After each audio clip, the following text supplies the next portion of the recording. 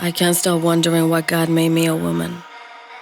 Sometimes I hate it, but if I could change, I know I probably wouldn't. 'Cause all I see is Sheroes around me. I'm accustomed to thinking that this thing between my legs makes me more than just someone. Sometimes I ask myself, why me? Did I deserve this life? Why do I have this mind, this name, these skills, if I have to give them up and sacrifice? For some people it's easy. They're born, they prosper and thrive. But this thing between my legs forces me to survive. Pussy power. Pussy power. Pussy power. Pussy power. If I was born a couple of centuries ago, people would have called me a witch. They would have asked me why I'm having sex out of marriage, why I don't want to have kids. They would have burned me or tied me up and thrown me into a ditch. Today they say and do exactly the same things, but instead they call me a bitch. So I'm here to say stop, 'cause I've been given the gift of being outspoken. I ain't got nothing to lose. You can't shatter something that's already broken.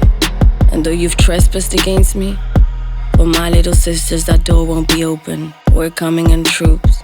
I'm pussy power. Pussy power is our slogan.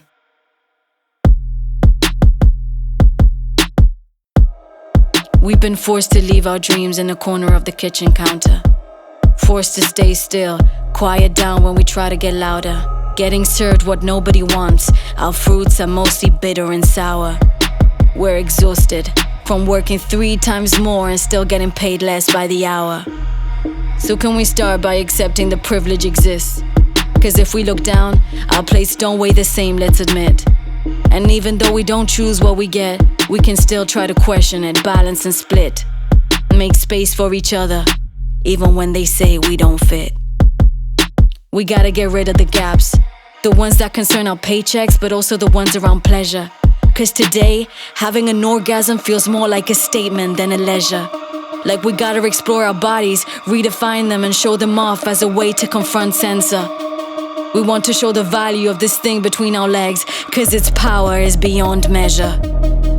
And there's so much pressure, and so many contradictions on what's meant to be right. And no matter how we dress, how we talk, will always be considered praise at sight. Not even rape can satisfy their appetite. Ask 1 woman out of 3 what it's like to be traumatized. Ask them if they could take back what they've been through, what they've seen. Ask the 87,000 women who were murdered in 2017. Put all the faces of the victims up on magazines. 'Cause diets and recipes are no more important than showing what having this thing between our legs actually means. So when they tell us to stop wearing miniskirts or ripped jeans, to protect the world from images that are obscene, they're just diverting attention from the 4 million girls in their teens that are sold every year for slavery, prostitution, or marriage, like there's some kind of machine. Do people see us as humans, or are we just toys instead? Why is our blood put to shame? Does having a uterus make us impaired? They don't mind giving us toxic products to insert in our bodies and pull out with a thread. I swear this thing between our legs doesn't deserve the treatment that it gets. And we can't control something that comes back every month. Isn't that what you want though? For us to believe that we'll be complete once we become a mom?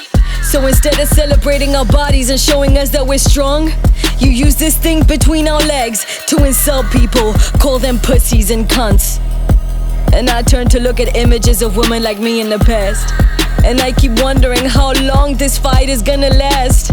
Apparently there's still 135 years left to reach real equality. How can we make them go fast?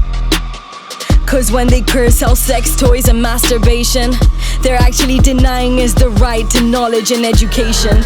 And as they control our periods and stages of ovulation, they offer this thing between our legs for mutilation. So let's stop it with the fake debates, and let's talk about the 200 million women who were cut open with a blade. Let's talk about domestic violence and how financial dependence can force one to silence. How black eyes, marital rape, and the mental load are as real as science. Let's talk about how this thing between our legs has forced us to compliance. And these are just some of the few problems that we face. Cause no matter where we're at, who we're with, we can never feel safe. So believe me when I say, this thing between our legs is our only faith. Cause if there was a choice, why would God make a woman? And I go out of my way to say that not all Sheroes wear a vulva. And despite what they say, living without us, no, they couldn't. Cause if we didn't exist, tell me who woulda.